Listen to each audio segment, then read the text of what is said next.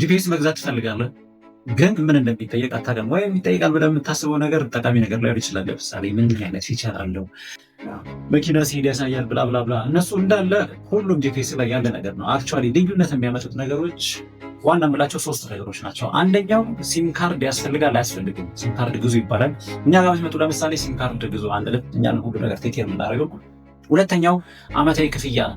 አመታዊ ክፍያ የለም ብለው የሚሸጡ ሰዎች አሉ። እነሱ ጋር ስትሄዱ እንግዲህ እሱን ምን እንደሚያጋጥማችሁ መገመት ትችላላችሁ።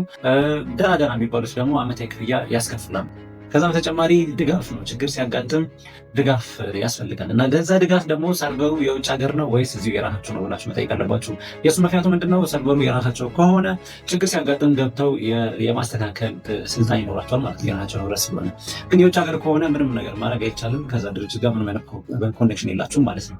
ስለዚህ እነዚህ 3 ጥያቄዎች ጠይቃችሁ ትክክለኛ ማች የሚያደርግ ከእናንተ ጋር ሰርቪስ ብታገኙ ጥሩ ነው ባይኔ። እኛ ጋር መደወሉ ከሆነ ስልክ ባዮ ላይ